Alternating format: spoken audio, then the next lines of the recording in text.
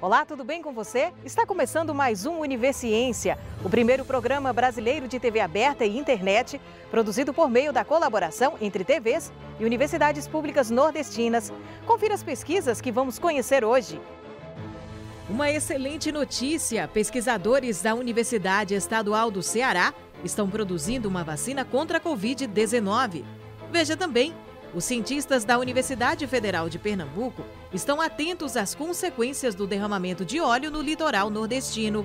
E na Universidade Federal do Ceará, uma pesquisa estuda as características de construções antigas do ponto de vista da engenharia.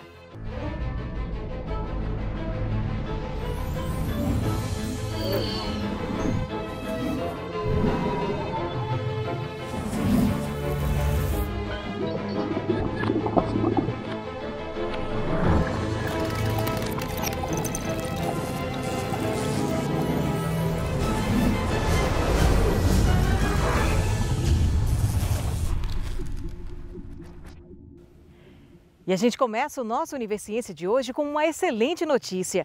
É que pesquisadores da Universidade Estadual do Ceará estão empenhados na produção de uma vacina contra a Covid-19. O trabalho começou em abril do ano passado. A pesquisa desenvolvida na instituição já passou pela fase de testes em animais, a chamada fase pré-clínica. A universidade agora está em processo de aprovação da Anvisa para realizar a fase clínica, ou seja, os testes em humanos.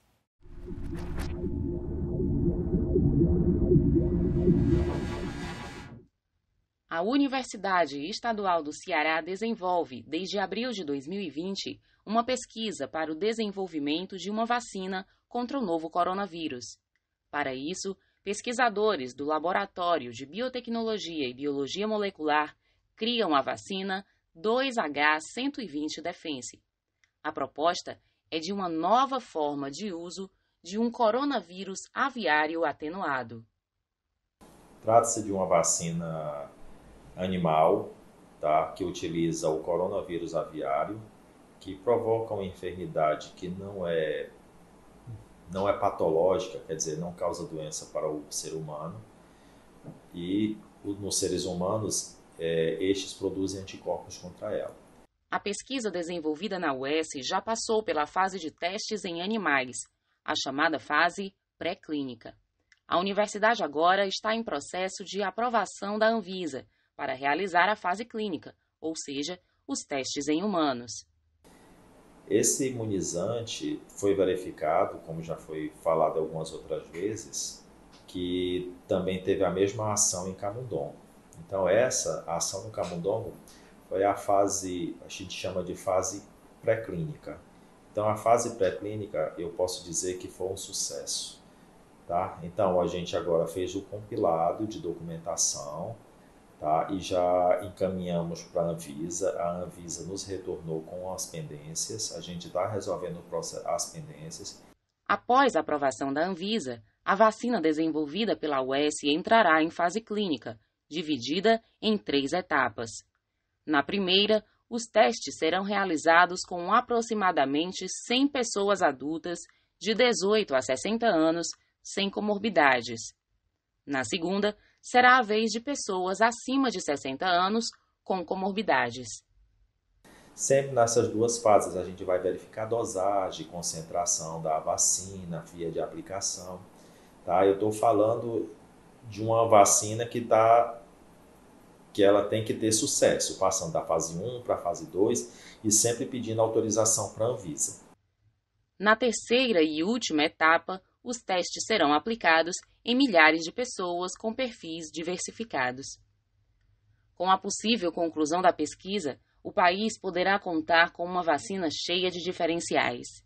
Ela já vem sendo usada e manipulada por ser humano, tem a capacidade de induzir a resposta imunológica. A outra diferença é o baixo custo de produção e a aplicabilidade dela também, facilidade, porque nós escolhemos utilizar a via intranasal, que pode ser por spray ou simplesmente umas gotas na narina. Ela não exige uma temperatura extrema de armazenamento.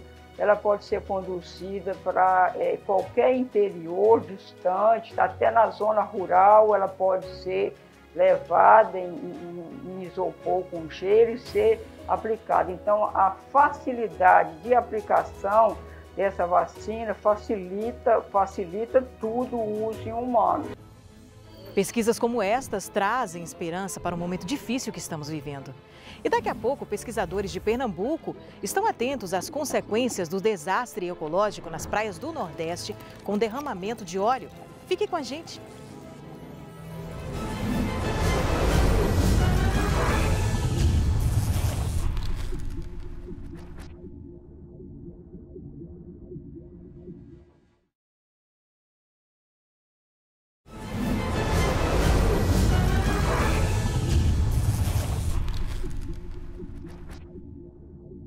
Há 2 anos, o Nordeste enfrentava um grande desastre ecológico.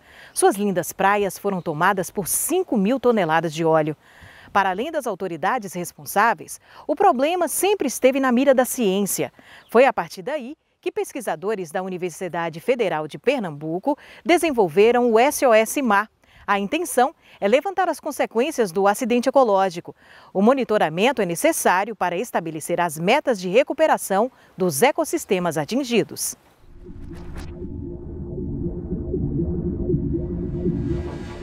A contaminação das praias do Nordeste brasileiro por uma grande quantidade de petróleo não refinado. Praias do Nordeste e do Sudeste eram tomadas por toneladas de óleo cru. A mancha de óleo sendo retirada. Dia 17 de outubro, desastre ambiental, que pode-se dizer que é o maior desastre ambiental da história do Nordeste. A campanha SOS Mar H39 é uma campanha que visa identificar as consequências no oceano, né, na coluna d'água e no sedimento, decorrente do acidente de óleo que aconteceu no Nordeste do Brasil.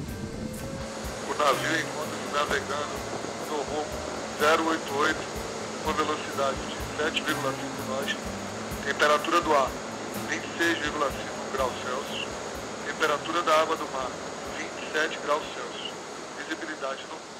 O objetivo principal é a gente identificar variações ou alterações no meio ambiente decorrente do acidente de óleo.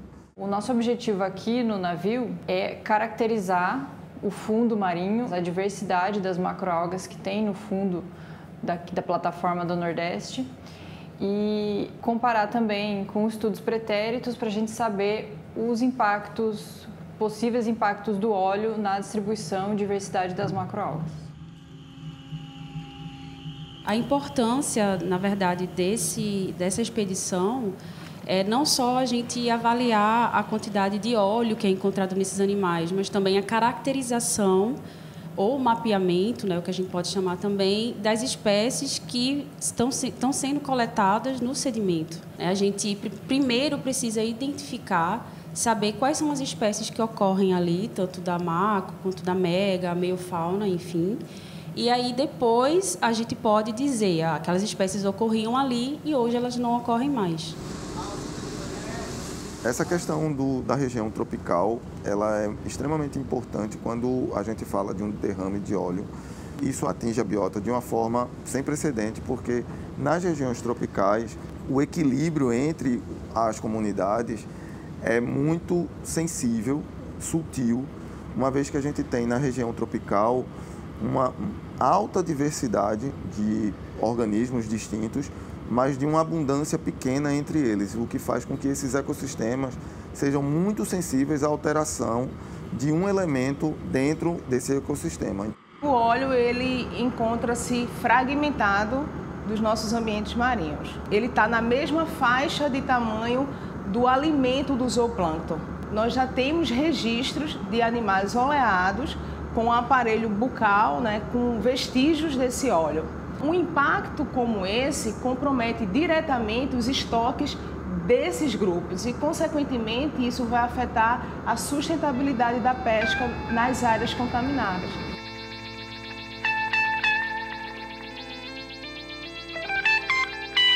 Nós temos áreas que nós mapeamos, que nós visualizamos já com alguns dados preliminares, que são áreas cobertas por rodolitos, por recifes de coral. Então, como é que essas áreas seriam mais impactadas em decorrência do derrame de óleo. Então, fazer esse mapeamento, fazer essa distribuição de fundo, ela é extremamente importante para termos essa característica de como se prevenir em relação a futuros derramamentos. Aplicar esse conhecimento ao mapeamento de habitats é muito importante porque a gente consegue realizar um estudo de uma maneira mais rápida do que se a gente fosse coletando amostra por amostra durante todo o litoral. Oferece uma perspectiva de trabalho onde a gente pode estipular quais são as áreas mais sensíveis através da geologia, através do estudo da forma dos relevos que estão presentes. A gente consegue estabelecer qual a área mais sensível, qual a área mais complexa, mais heterogênea. Então, a gente estabelece esse recorte e a gente consegue estudar mais a fundo, com mais amostras, essa área que seria caracterizada como mais sensível.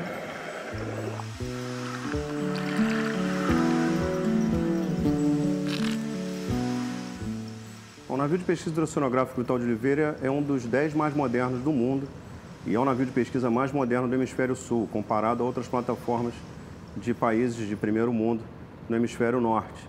A capacidade do navio é muito grande, não só em relação às pesquisas, são 28 equipamentos científicos embarcados nas 4 áreas de oceanografia, física, química, biológica e geológica, além da geofísica. E, além disso, o navio tem uma capacidade de manobra muito grande, que facilita a precisão do posicionamento do navio para a coleta das amostras diversas. Essas pesquisas multidisciplinares, oceanográficas, de fato, que incluem a biologia, a física, a geologia, a química, são extremamente importantes para analisar o ecossistema como um todo. O monitoramento a curto e a médio e a longo prazo, ele precisa ocorrer para que a gente possa estabelecer quais vão ser as medidas de manejo e recuperação dos ecossistemas que foram atingidos.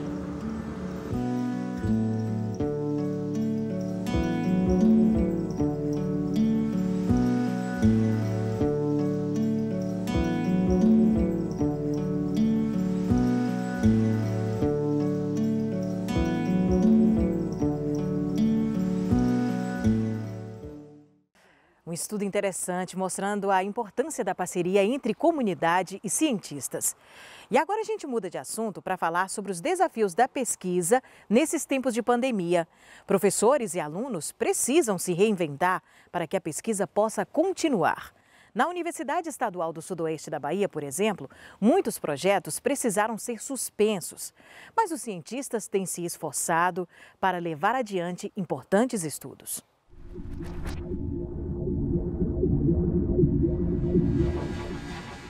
Cadastrados na Pró-Reitoria de Pesquisa e Pós-Graduação, nós temos em torno de 900 projetos. Esses projetos eles são submetidos à Câmara de Pesquisa e Pós-Graduação e depois, uma vez tendo parecer favorável, mesmo que seja projeto sem ônus, eles são cadastrados por meio da emissão de portaria do Conselho Superior de Ensino, Pesquisa e Extensão, ato do magnífico reitor. Aqueles projetos que puderam ter continuidade, garantidas as condições de biossegurança, eles foram continuados. Projetos que não poderiam ser interrompidos, por exemplo, que envolvam seres vivos, seja planta ou animal, eles foram mantidos, mas com a questão de respeitar o distanciamento social. As pessoas, nós passamos a praticar nos laboratórios dos programas de pós-graduação escalonamento de horários para que não houvesse um grande contingente de professores e alunos nos laboratórios. Graças a isso, tem 1 ano e alguns meses, já 1 ano e 3 meses, não foi registrado nenhum caso de contaminação por Covid-19 por conta da continuidade do funcionamento desses laboratórios. Na maioria dos casos, por exemplo, de trabalhos de alunos que estavam em projetos de TCC, trabalhos de conclusão de curso, a gente realocou os projetos para revisões bibliográficas e outras pesquisas para não atrasar os alunos. Agora, quanto às nossas pesquisas mesmo de laboratório na área de citogenética, por exemplo, a gente parou e elas se encontram então paralisadas, aguardando o retorno das atividades para que a gente dê continuidade a elas. Diante da pandemia, a gente teve que abandonar tudo isso. Tivemos que abandonar o laboratório, tivemos que abandonar todas as nossas pesquisas.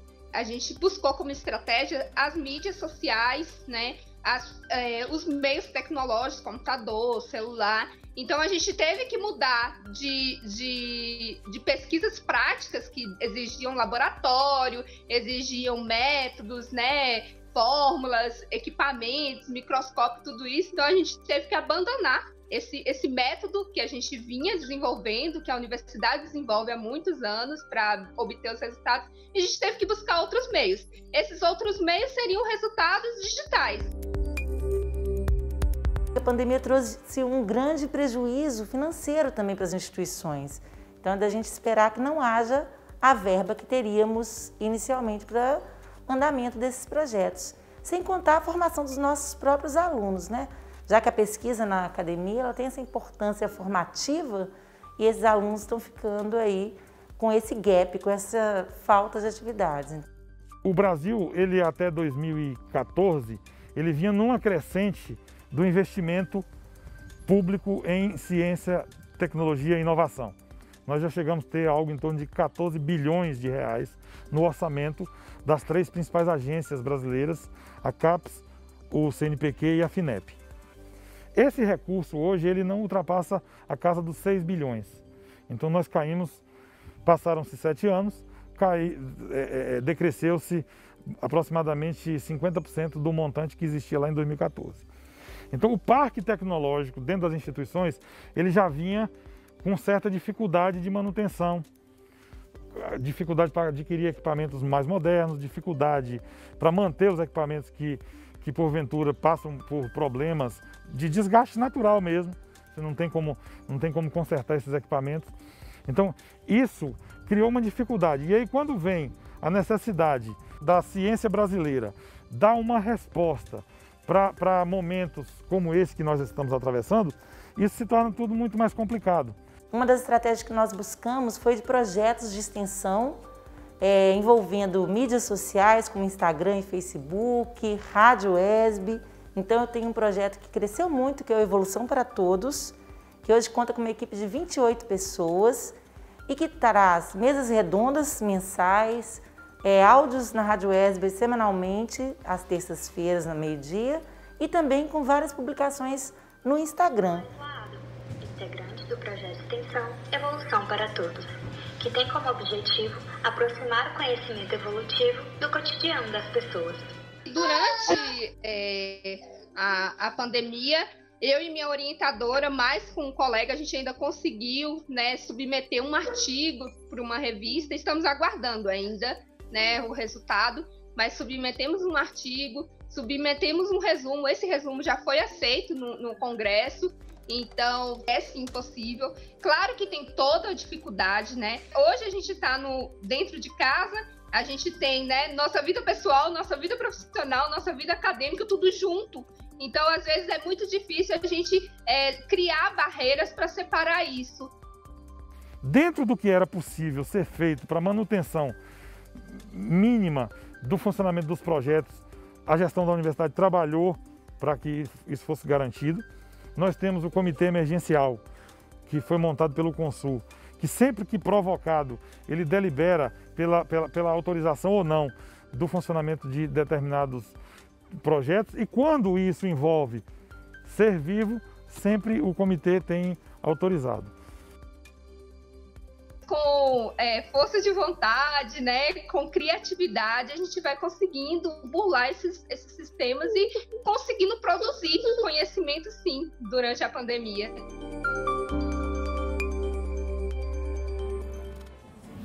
E veja daqui a pouco, pesquisa do Ceará estuda as características de construções antigas do ponto de vista da engenharia. Depois do intervalo, a gente volta já.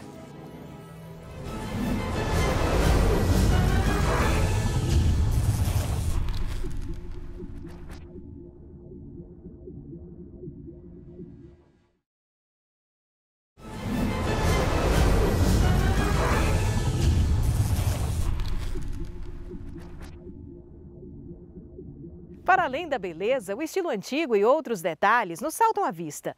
Muitos são os motivos para se desejar a preservação de nosso patrimônio histórico, mas o principal é a qualidade de vida. Estamos falando de bens intimamente relacionados com a identidade do local e que, por isso, ajudam a construir em nós uma sensação de pertencimento muito importante em um mundo cada vez mais homogêneo.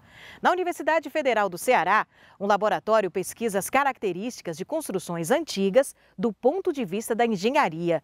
Uma ajuda importante na preservação do patrimônio histórico. Você já parou para pensar quais materiais foram utilizados em construções tradicionais das cidades, sejam elas históricas ou não? Os elementos são resistentes? Como é possível fazer intervenções ou solucionar danos na edificação? No campus da UFC de Russas, tem pesquisador de olho nessas questões. O Laboratório de Reabilitação e Durabilidade das Construções pesquisa e gera informações sobre essas construções no Ceará, do ponto de vista da engenharia. Eles coletam dados importantes que podem servir de base para solucionar problemas existentes e também para ajudar na preservação de patrimônios históricos. Em termos de escala urbana, e quando eu falo em escala urbana, vamos entender conjuntos, né, de construção, que caracterizando cada uma delas, eu consigo comparar e ver dentro daqueles grupos quais delas apresentam risco maior. Ou seja, então, quando temos um recurso para aplicar para a preservação, eu consigo agora otimizar a utilização desses recursos e dizer o seguinte, olha, dentro desse grupo, essa e essa construção são as primeiras que demandam uma intervenção mais urgente. Criado em 2018 pelo professor Ezequiel, o LAREB já estudou mais de 60 construções em vários municípios cearenses. Sobral, Aracati, Icó e Fortaleza estão entre eles. Um trabalho que fornece informações importantes para órgãos como o Instituto do Patrimônio Histórico e Artístico Nacional. Nós temos profissionais no IFAM, fora do IFAM, em outros órgãos de preservação e mesmo no mercado, que trabalham com restauro.